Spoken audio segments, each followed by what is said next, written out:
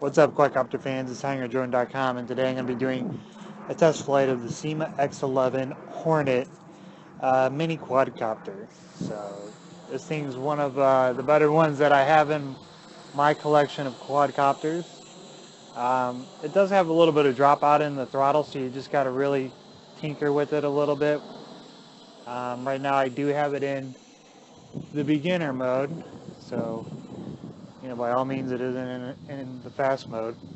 And you got a nice steady hover. There is a strong headwind that I'm flying into, but as you can see, this thing handles really nice. To do a trick with this, you got to hold in the right bumper and then push whichever way you want to flip. Almost hit myself there. So you're going to get this back over here to us.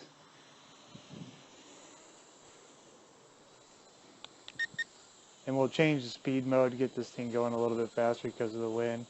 So we'll try a backflip. Handles really nice. And this little sucker is fast too. Now it does have the ability to add on a onboard camera. My version did not. I'm assuming you can just go in through the drone if you take it apart and actually add it in there. I do have a Skytech M62 quadcopter.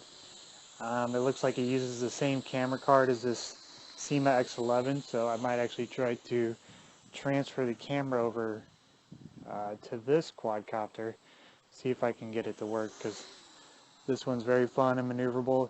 The other one's more of a camera bird. This one's, got a lot of action to it. So let's try a high altitude backflip. So the range on this is really good. Haven't had any issues once it gets out of range. Some of the other minis, they'll just kind of take off on you and you'll never see them again. So very smooth flyer. But you'll notice, like, if you do throttle down, sometimes the engines will cut, but very easy to recoup, because I actually think you can actually toss this one directly out of your hand. So let's do some 360s here. Let's do some yaw. That's the yaw rate on it, which is very nice. Try to keep it in close because these little things are hard to see. So this thing is fighting the wind really well. Like I said, I mean, there is a strong gust that it's flying into. Flips, no problems. Nice pitch, nice and steady. So let it hover here for a second. Now this is gear driven, so it's a little bit noisier. And if you notice on the left side where we're facing, for some reason it does sink down a little bit lower. I'm not sure why that is. It's been this way since I've been flying it. I don't know if it's something with the plastics not molded correctly on the frame, but you will notice. Nice throttle punch. You will notice though it does tilt a little bit to the left when it flies, but that can be easily fixed with the trim. I'm just not sure why it does that though. So I do have the prop guards off. You can put them on when flying this. Definitely helpful when you're trying to fly indoors, so you don't smash it up. But I haven't really flown this one inside because it's pretty decent size for a mini. Might be too big for indoor flying personally, at least in the space that I have available. So front flip, side flip,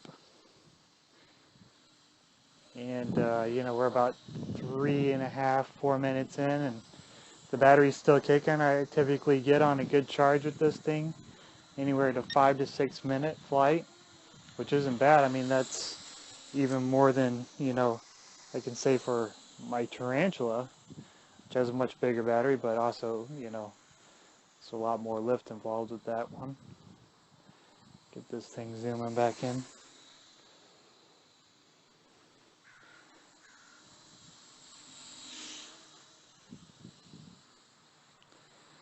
And This thing I think would be really cool if you put the camera in it. You can buy the camera version for about $39.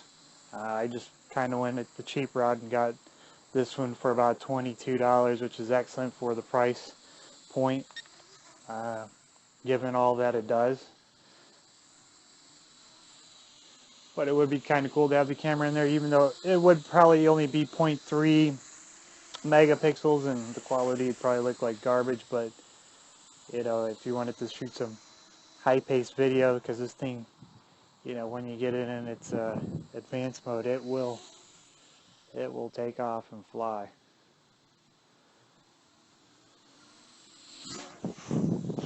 Almost hit myself with the head there. So.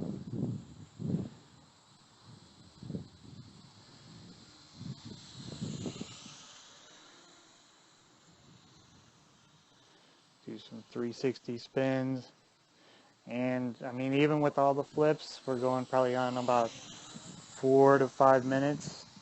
Still the blinking lights have not come on. The only thing I wish that this had, and some of the other ones would be, you know, a beeping sensor to let you know that you're running out of juice, because it's hard to tell during the day on a lot of these quadcopters. You can't really see the lights on them, and you know, you don't know what your time is, so you just kind of got to you know, keep track of it mentally in your head. So